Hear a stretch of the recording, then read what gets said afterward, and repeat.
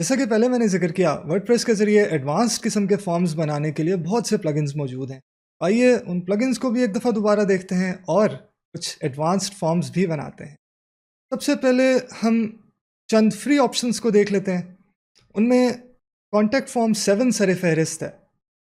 अगर आप वर्डप्रेस की प्लगइन्स रिपॉजिटरी wordpress.org/plugins पे कॉन्टैक्ट फॉर्म 7 सर्च करें तो आपको कॉन्टैक्ट फॉर्म 7 प्लगइन के अलावा उसके बहुत से ऐड ऑन्स भी यहाँ पे मिलेंगे। मिसाल के तौर पे कॉन्टैक्ट फॉर्म 7 कंडीशनल फ़ील्ड्स, इसके ज़रिए आप कंडीशनल लॉजिक वाली फ़ील्ड्स कॉन्टैक्ट फॉर्म 7 में इस्तेमाल कर सकते हैं। कंडीशनल लॉजिक से मुराद है कि यूज़र जब एक फ़ील्ड की कोई वैल्यू सिलेक्ट करेगा, तो उसकी बुनियाद पे उसे दूसरी फ़ील्ड्स दिखाई जाएँगी या कुछ दूसरी फ़ील्ड्स छुपाई जाएँगी। इसी तरह आपको यहाँ यूज़र को फॉर्म सबमिशन के बाद किसी और पेज पे रीडायरेक्ट करने के लिए भी कॉन्टैक्ट फॉर्म 7 के ऐड ऑन्स मिलेंगे। फॉर्म सबमिशन वाली एंट्रीज़ को वर्डप्रेस की डेटाबेस में सेव करने के भी ऐड ऑन मिलेंगे। कुछ फॉर्म के डिज़ाइन से मुताल्लिक ऐड ऑन्स भी यहाँ मौजूद हैं। फाइल अपलोड के ऐड ऑन भी मिलेंगे। पेपैल की इंटीग्रेशन का ऐड ऑन भी मौजूद है, जिसके ज़रिए कॉन्टैक्ट फॉर्म 7 को इस्तेमाल करते हुए आप पेमेंट्स भी एक्सेप्ट कर सकते हैं। आपको कॉन्टैक्ट फॉर्म 7 के लिए जो फीचर चाहिए, चांस है कि उसका कोई ना कोई फ्री या पेड ऐड ऑन भी आपको मिल जाएगा। अब हम कुछ प्रीमियम ऑप्शंस देखते हैं। मैं चूँकि ज़्यादातर साइट्स एलिमेंटोर से बनाता हूँ, इसलिए जहाँ पर भी मेरा एलिमेंटोर प्रो फॉर्म से काम चल जाए, वहाँ मुझे किसी दूसरे फॉर्म प्लगइन की ज़रूरत नहीं रहती।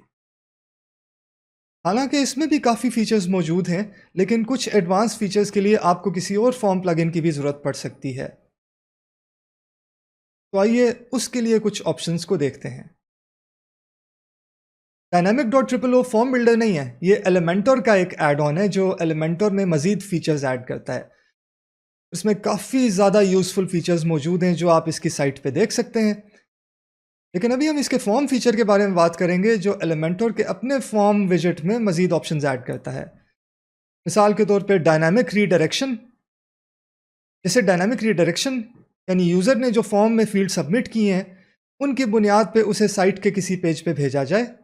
अमाउंट फ़ील्ड जो फॉर्म की फ़ील्ड्स की वैल्यू की बुनियाद पे कोई अमाउंट कैलकुलेट करती है।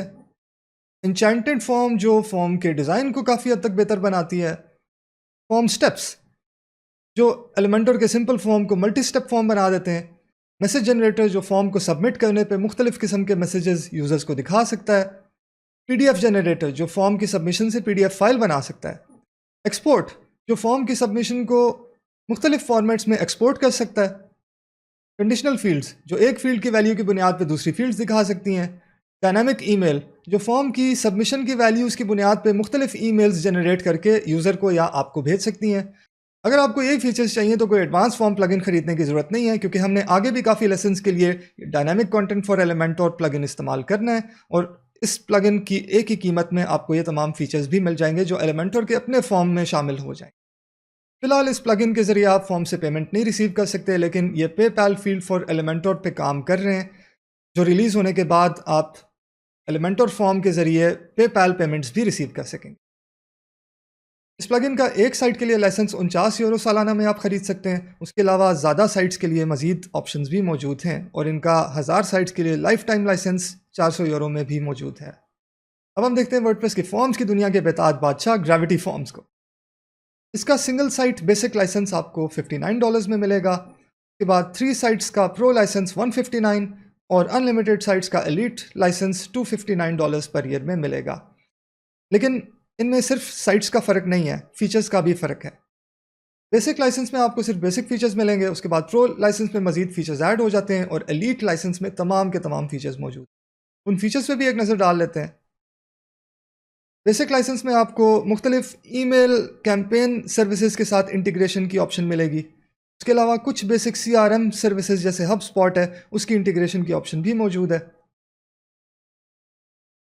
अगर आपको किसी भी एडवांस CRM के साथ इंटीग्रेट करना है, या Slack, Trello, Twilio SMS service, Zapier के थ्रू और भी किसी थर्ड पार्टी सर्विस के साथ, और स्ट्राइप या पेपैल के ज़रिए पेमेंट एक्सेप्ट करने के लिए इस्तेमाल करना है, तो आपको प्रो लाइसेंस लेना ज़रूरी होगा। और उसके अलावा एडवांस्ड पेमेंट प्रोसेसिंग जैसे टू चेकआउट, ऑथराइज्ड.net, और उसके अलावा एडवांस फीचर्स जैसे कि कूपन्स, पार्शियल फॉर्म एंट्रीज जो फॉर्म के हर स्टेप पे आपकी एंट्री सेव कर लेते हैं ताकि अगला स्टेप अगर कोई बाद में करना चाहे तो वो वहीं से दोबारा रिज्यूम कर सके। इसके अलावा पेपैल की प्रो पेमेंट्स जो पेमेंट्स प्रोसेसिंग के लिए ज़्यादा एडवांस फीचर्स मुहैया करती हैं। पोल्स, क्विजेज़, फॉर्म को साइन करने की सहूलत, सर्वेज, फॉर्म के ज़रिए यूज़र रजिस्ट्रेशन की सहूलत और वेब हुक्स, इनके लिए आपको एलीट लाइसेंस ख़रीदना पड़ेगा। और ग्रेविटी फॉर्म्स को हमारे मेल पोइट प्लगइन के साथ इंटीग्रेट करने के लिए ये एक फ्री एड ऑन भी मौजूद है जो आप वर्डप्रेस रिपोजिटरी से इंस्टॉल कर सकते हैं। ग्रेविटी फॉर्म्स का फ्री वर्जन मौजूद नहीं है, इसके बेसिक फीचर्स को भी अगर आपने इस्तेमाल करना है तो आपको ये परचेस करना पड़ेगा। लेकिन मैं ग्रेविटी फॉर्म्स इसलिए इस्तेमाल करता हूँ, इसलिए रिकमेंड करता हूँ क्योंकि इसकी अपनी इंटीग्रेशंस और दूसरे प्लगइन्स की ग्रेविटी फॉर्म्स के लिए बनाई गई इंटीग्रेशंस का कोई मुकाबला नहीं है। तो जहाँ पे भी मुझे फॉर्म के एडवांस फीचर्स की ज़रूरत पड़ती है वहाँ मैं ज़्यादातर ग्रेविटी फॉर्म्स ही इस्तेमाल करता हूँ। ख़ास तौर पे ऐसी बड़ी साइट्स के लिए जहाँ मुझे मुस्तकबिल में भी मुख्तलिफ़ तरह के फॉर्म्स इस्तेमाल करने की ज़रूरत पड़ सकती है और उन फॉर्म्स की मुख्तलिफ़ प्लगइन्स के साथ इंटीग्रेशन की ज़रूरत पड़ सकती है, वहाँ मैं ग्रेविटी फॉर्म्स इस्तेमाल करना बेहतर समझता हूँ। उसके बाद निंजा फॉर्म्स भी है जिसका एक फ़्री वर्जन भी आपको मिल जाएगा और काफ़ी बेसिक फॉर्म फीचर्स इसके फ्री वर्जन में भी मौजूद हैं। लेकिन एडवांस फीचर्स जैसे कि कंडीशनल लॉजिक, फॉर्म की advance styling, multi step forms, file uploads, PDF form submissions, form की एक्सेल एक्सपोर्ट्स, प्रोग्रेस सेव करना, फॉर्म के ज़रिए यूज़र मैनेज करना, फ्रंट एंड से पोस्ट सबमिट करना, यानी यूज़र्स आपकी साइट पे आके उसके बैक एंड में लॉगिन किए बगैर फॉर्म को इस्तेमाल करते हुए कोई पोस्ट या कोई पेज या कोई भी कस्टम वर्डप्रेस की कंटेंट टाइप को सबमिट कर सकें। कस्टम कंटेंट टाइप्स हम अगले चैप्टर में देखेंगे। इसके अलावा यूज़र एनालिटिक्स और एडवांस इंटीग्रेशंस के लिए वेब हुक्स, इस तरह के फीचर्स के लिए आपको इसका पेड वर्जन इस्तेमाल करना पड़ेगा। उसके अलावा इसके पेड वर्जन में पेपैल, स्ट्राइप और बहुत सी ईमेल कैंपेन सर्विसेज और सीआरएम्स की इंटीग्रेशंस और स्लैक और ट्रेलो जैसी सर्विसेज के साथ इंटीग्रेशंस भी मौजूद हैं। इसका पेड वर्जन तकरीबन $49 से $249 तक में आपको मिल जाएगा। लेकिन उसके अलावा अगर आपको सिर्फ इसके कुछ एड ऑन्स की ज़रूरत है तो वो आप एक एक करके भी ख़रीद सकते हैं। उमूमन जिन साइट्स पे एडवांस फॉर्म्स इस्तेमाल करने पड़ते हैं वहाँ हमें इनके अक्सर एड ऑन्स की ज़रूरत पड़ती है, तो एक एक करके ख़रीदना आमतौर पे इतना मुनासिब नहीं रहता। कैल्डेरा फॉर्म्स एक और बहुत अच्छा फॉर्म प्लगइन है जिसमें काफ़ी एडवांस्ड ऑप्शंस आपको फ्री में भी मिल जाएंगी, लेकिन इसमें भी ज़्यादा एडवांस्ड ऑप्शंस के लिए आपको पेड वर्जन ख़रीदना पड़ेगा। जैसे आप यहाँ देख सकते हैं कि पेमेंट एक्सेप्ट करने के लिए इसमें आपको एड ऑन्स इस्तेमाल करने पड़ेंगे। उसके अलावा यूज़र रजिस्ट्रेशन और काफ़ी थर्ड पार्टी के इंटीग्रेशन फ़ीचर्स भी सिर्फ पेड एड ऑन्स में ही मौजूद हैं। इसकी प्राइस भी तकरीबन $49 से शुरू होकर $249 तक जाती है। अब हम देखते हैं WP फॉर्म्स। इसका भी एक फ्री वर्जन मौजूद है जिसमें आपको बेसिक फॉर्म के सारे फीचर्स मिल जाएंगे और एडवांस फीचर्स के लिए इसमें भी आपको इसका पेड वर्जन ख़रीदना पड़ेगा, जिसमें conditional logic, user registration, front end post submission, surveys and polls और मुख्तलिफ़ किस्म की इंटीग्रेशंस जैसे फ़ीचर आपको मिल सकेंगे। इसकी कीमत तकरीबन $39 से शुरू होकर $299 तक जाती है। WP फ्लुएंट फॉर्म्स का भी मैं ज़िक्र कर चुका हूँ। ये एक रिलेटिवली नया प्लगइन है, लेकिन इसने थोड़े अरसे में बहुत ज़्यादा अपनी साख भी बना ली है और बहुत ज़्यादा इंटीग्रेशंस भी बना ली हैं।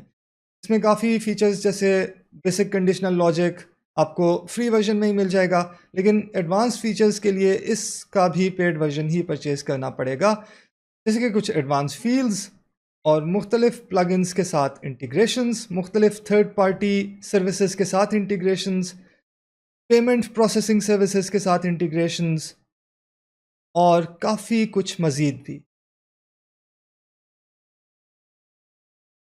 इसका लाइसेंस $59 से शुरू होकर $199 तक जाता है, लेकिन इसमें लाइफ टाइम लाइसेंस भी मौजूद है जो अब तक के हमारे डिस्कस किए हुए किसी भी फॉर्म प्लगइन में मौजूद नहीं था। लाइफ टाइम लाइसेंस महंगा है, लेकिन अगर आपने अपनी साइट पे काफ़ी एडवांस फीचर्स को इस्तेमाल करना है और ख़ास तौर पे अगर आपने उन फीचर्स को बहुत ज़्यादा साइट्स पे इस्तेमाल करना है, तो ये एक दफ़ा की इन्वेस्टमेंट आपको हर साल के रिन्यूअल से बचा सकती है और अगर आप क्लाइंट्स के लिए साइट बना रहे हैं तो ये इन्वेस्टमेंट आपको मुस्तकबिल में प्रॉफिट भी दे सकती है।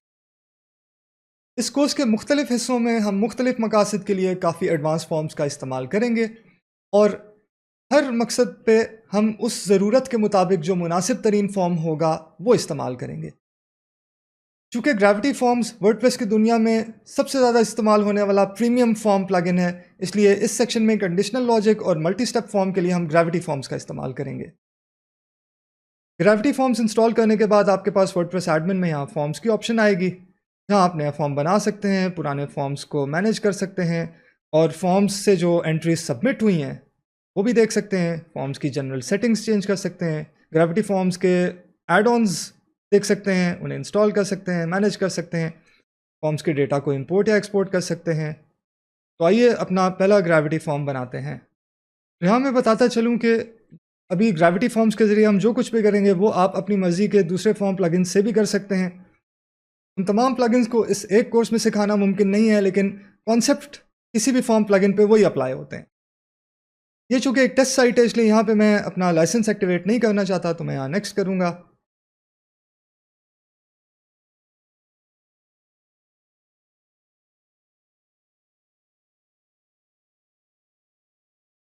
फिलहाल मुझे अपडेट की भी ज़रूरत नहीं है, इसलिए यहाँ पे भी मैं इन ऑप्शंस को एक्सेप्ट करके नेक्स्ट करूँगा।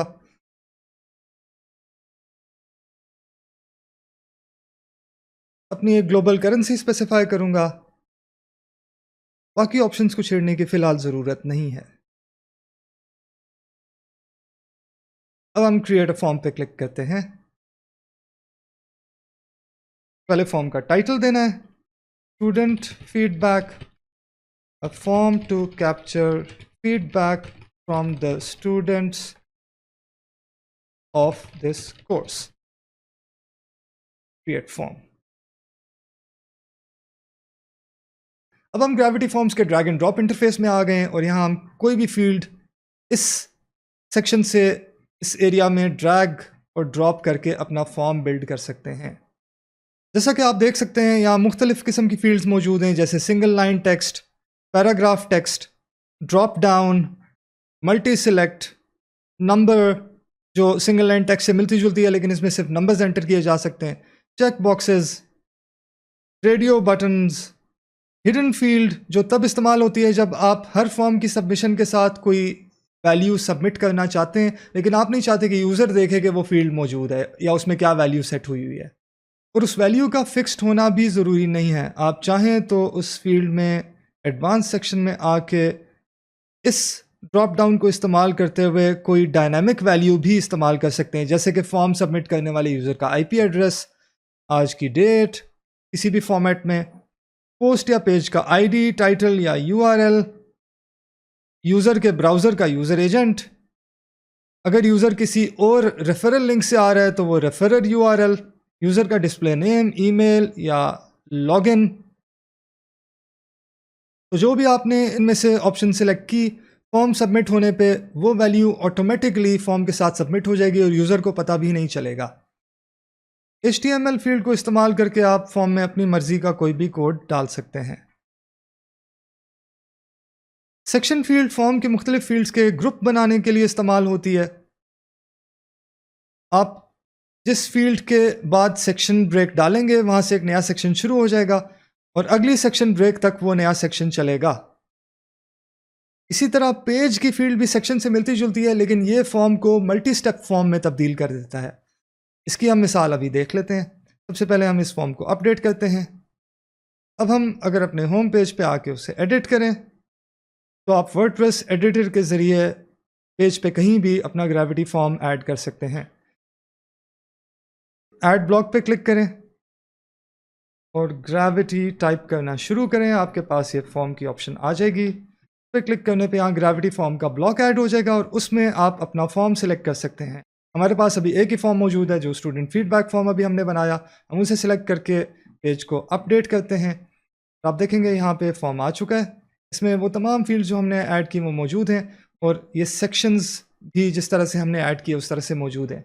लेकिन अभी देखते हैं कि अगर हम सेक्शन ब्रेक को तब्दील करके पेज फील्ड इस्तेमाल करें तो तब क्या होता है।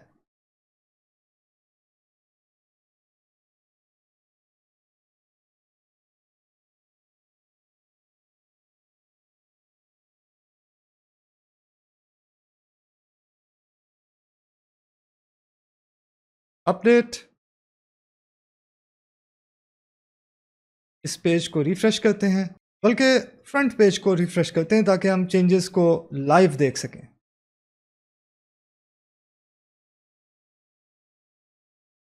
पेज फील्ड इस्तेमाल करने के बाद हमारा ये फॉर्म मल्टी स्टेप फॉर्म में कन्वर्ट हो चुका है। फील्ड्स वही हैं, लेकिन अभी ये फील्ड्स एक वक्त में एक ग्रुप के तौर पे दिखाई दे रही हैं। इन्हें फिल करने के बाद आप जब नेक्स्ट पे क्लिक करेंगे तो आपको दूसरी फील्ड्स दिखाई देंगी। जैसे कि अब ये स्टेप 2 of 3 है और ये प्रोग्रेस बार ये बताएगी कि आप इस वक्त किस पेज पे मौजूद हैं। फाइनली जब आप आखिरी पेज पे आ जाएंगे तो आपके पास सबमिट की ऑप्शन मौजूद। अब कुछ कंडीशनल लॉजिक की ऑप्शंस देख लेते हैं। मिसाल के तौर पे अगर आप चाहते हैं कि इस स्टेप पे यूज़र अगर फर्स्ट चॉइस सेलेक्ट करे तो उसे दूसरे स्टेप में एक फील्ड दिखाई जाए, और यहाँ पे अगर वो सेकंड चॉइस सेलेक्ट करे तो उसे अगले स्टेप में एक और फील्ड दिखाई जाए। तो आइए देखते हैं उसे हम कैसे कॉन्फ़िगर करेंगे। अगर आप इस फील्ड पे क्लिक करें तो यहाँ इस फील्ड को एडिट करने की ऑप्शंस आ जाएंगी, जिनमें फील्ड का लेबल सेलेक्ट किया जा सकता है, इसके बारे में कोई डिस्क्रिप्शन लिखी जा सकती है, इस फील्ड में मौजूद चॉइसेस ऐड की जा सकती हैं, मौजूदा चॉइसेस को डिलीट या चेंज किया जा सकता है। इसके अलावा आप इन चॉइसेस को बल्क में भी ऐड कर सकते हैं। ये तो खैर हर फील्ड के मुताबिक आपको मुख्तलिफ ऑप्शंस दिखाई देंगी जो उस फील्ड को मैनेज करने के लिए मौजूद होंगी। सिंगल लाइन टेक्स्ट में आपको कम ऑप्शंस मिलेंगी। Multi select, check boxes, radio buttons जैसी फील्ड्स में आपको ज़्यादा ऑप्शंस मिलेंगी। अपीयरेंसेस में आप इन फील्ड्स की कुछ बेसिक सेटिंग्स चेंज कर सकते हैं, और एडवांस में आके आप कंडीशनल लॉजिक अप्लाई कर सकते हैं। लेकिन उससे पहले हम इन फील्ड्स को कुछ एडिट कर लेते हैं ताकि इनकी पहचान में आसानी हो। इस पहली फील्ड को मैं कंडीशनल 1 का नाम दे देता हूँ। इसकी चॉइसेस में फर्स्ट चॉइस को first choice C1, second choice को सेकंड चॉइस C1 और थर्ड चॉइस को थर्ड चॉइस C1 का नाम दे देता हूँ। इसी तरह नेक्स्ट फील्ड को मैं कंडीशनल 2 का नाम देता हूँ।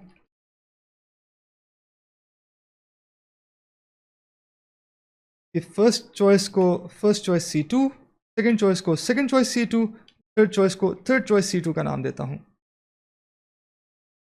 और इस फील्ड में हमें कुछ चेंज करने की ज़रूरत नहीं है, लेकिन इसे भी कुछ हद तक एडिट कर लेते हैं।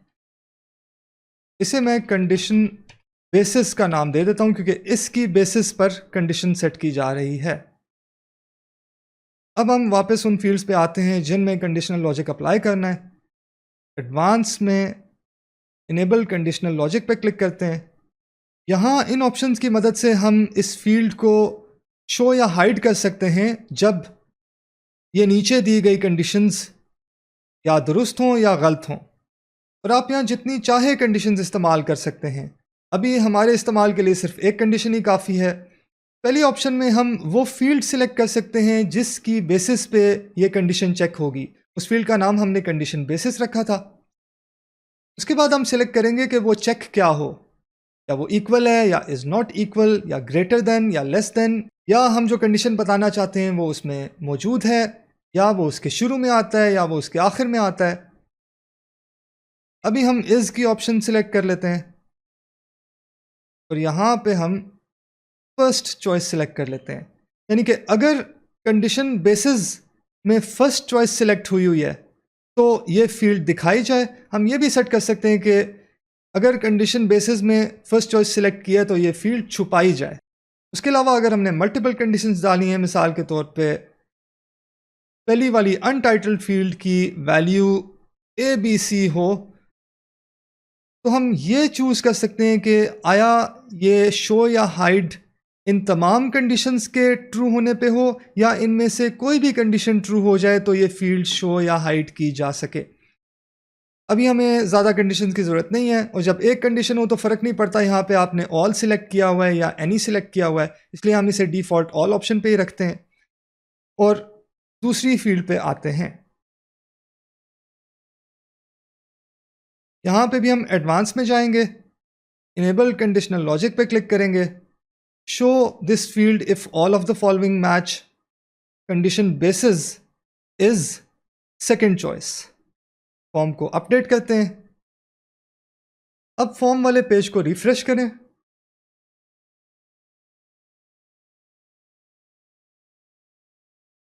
और फर्स्ट चॉइस को सिलेक्ट करके नेक्स्ट करें।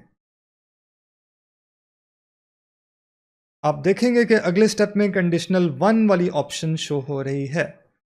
हम वापस जाते हैं। इस पहले स्टेप में सेकंड चॉइस को सिलेक्ट करके नेक्स्ट करते हैं, तो आप देखेंगे कि कंडीशनल 2 शो हो रही है। फिर वापस जाते हैं, थर्ड चॉइस को सिलेक्ट करके नेक्स्ट करते हैं, तो आप देखेंगे कि कंडीशनल 1 या कंडीशनल 2 में से कोई भी इस स्टेप पे शो नहीं हो रही। फिर वापस जाते हैं और अब फर्स्ट चॉइस और सेकंड चॉइस दोनों को सिलेक्ट करके नेक्स्ट करते हैं। एक वक्त में ज़्यादा ऑप्शन सिलेक्ट करने के लिए आप कंट्रोल की को प्रेस करने के बाद ऑप्शन पे क्लिक कीजिए, नेक्स्ट। और आप देखेंगे कि कंडीशनल 1 और कंडीशनल 2 दोनों शो हो रही हैं। तो इस तरह multi step conditional logic forms बआसानी बनाए जा सकते हैं, जिनमें आप यूज़र को सिर्फ वो ऑप्शंस दिखा सकते हैं जिनकी उस वक्त ज़रूरत हो, और उसकी मदद से आप यूज़र से वो इंफॉर्मेशन ले सकते हैं जिसकी आपको ज़रूरत है। एक ही पेज पे तमाम यूज़र्स को तमाम फॉर्म की ऑप्शंस दिखाने की निस्बत ये एक बहुत बेहतर तरीका है। इससे यूज़र्स को एक अच्छा एक्सपीरियंस मिलता है और उनका फॉर्म सबमिट करने का चांस बढ़ जाता है। ये लेसन ख़त्म करने से पहले हम ग्रेविटी फॉर्म की कुछ कॉन्फ़िगरेशन के बेसिक्स भी देख लेते हैं। अभी तक तो हमने सिर्फ फॉर्म के कुछ फील्ड्स कॉन्फ़िगर किए हैं। फॉर्म सबमिट होने के बाद क्या होता है उसके लिए हमें सेटिंग्स में आना पड़ेगा। यहाँ आप फॉर्म के कुछ बेसिक ऑप्शंस कॉन्फ़िगर कर सकते हैं जिनमें अभी हमें पढ़ने की ज़रूरत नहीं है, लेकिन मैं आपको इनकरेज करूँगा कि आप इन तमाम ऑप्शंस को ज़रूर एक्सप्लोर करें। कॉन्फर्मेशन सेक्शन में आते हैं। इस पेज पे आप ये सेट कर सकते हैं कि फॉर्म सबमिट होने पे यूज़र को किस किस्म का फीडबैक दिया जाए। मिसाल के तौर पे उसे एक टेक्स्ट मैसेज दिखाया जा सकता है, या आप अगर एक नई कॉन्फर्मेशन ऐड करें तो यहाँ पे आप फॉर्म का कोई थैंक यू पेज सिलेक्ट कर सकते हैं जिस पे यूज़र को फॉर्म सबमिट करने के बाद भेजा जाएगा, या आप रीडायरेक्ट की ऑप्शन इस्तेमाल करते हुए यूज़र को फॉर्म सबमिट होने के बाद किसी भी URL पे, किसी भी वेब एड्रेस पे भेज सकते हैं, जो ज़रूरी नहीं कि आपकी साइट का ही कोई पेज हो। उमूमन इस ऑप्शन की आपको ज़रूरत नहीं पड़नी। पेज की ऑप्शन या टेक्स्ट मैसेज की ऑप्शन आपके लिए काफ़ी रहेगी।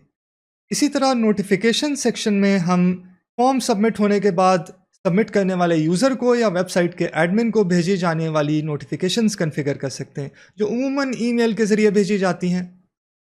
अगर हम यहाँ पे मौजूद एडमिन नोटिफिकेशन जो पहले से डिफ़ॉल्ट सेट हुई है उस पर एडिट करें, तो आप देख सकते हैं कि ये एडमिन ईमेल को सेंड की जा रही है।